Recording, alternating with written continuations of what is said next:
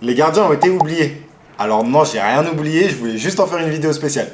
Du coup, qui a les meilleures qualités physiques entre un gardien de hockey, de handball et de football? Je te dis ça tout de suite. Pour commencer, le gardien de foot, c'est de l'explosivité horizontale et de la lecture de jeu. C'est un félin, il bosse surtout sur l'horizontale, plongeon, appui croisé et extension complète. Ses qualités clés, c'est la vitesse de réaction, l'explosivité surtout au niveau des ischios et des fessiers et la lecture de la trajectoire. Il bosse beaucoup sa coordination œil, main, pied, surtout quand il doit relancer vite ou repousser un ballon en extension totale.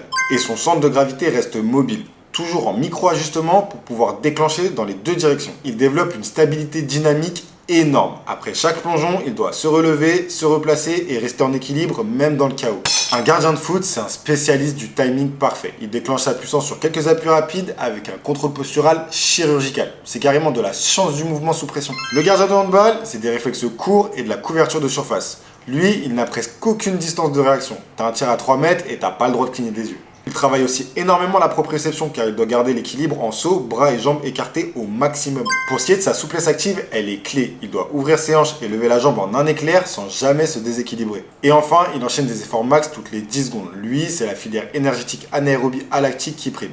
Il doit rester explosif sous pression encore et encore. Un gardien de hand, c'est un pare-choc humain. Explosif, souple et prêt à sacrifier son corps pour une parade. On termine avec le gardien de hockey sur glace. Lui, c'est de la vitesse sous pression et de la précision extrême.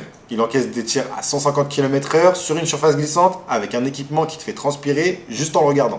Il bouge en glisse constante, donc il doit avoir une coordination neuromotrice ultra précise avec un gainage isométrique ultra solide pour garder l'axe et le bon timing. Leurs réflexes visuels sont monstrueux. Ils doivent repérer une rondelle masquée par plusieurs joueurs, réagir à une déviation en une fraction de seconde et le tout à plus de 150 km/h. Entre les squats permanents, les poussées latérales et les mouvements explosifs sous charge, ça demande une gestion de la fatigue posturale énorme. Et dernier point, sa mobilité articulaire est hyper spécifique. Malgré son armure, il doit rester fluide dans ses rotations, glissades et angles de jambes. Aucun blocage ne lui est permis.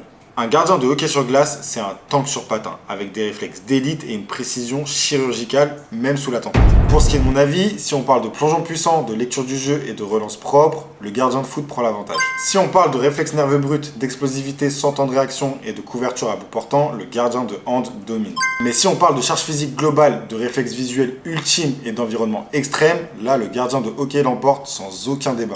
En vrai, c'est 3 gardiens, 3 sports différents avec un seul point commun, être un game changer pour leur équipe. Du coup, dis-moi en commentaire selon toi, lequel de ces 3 gardiens a les meilleures qualités physiques?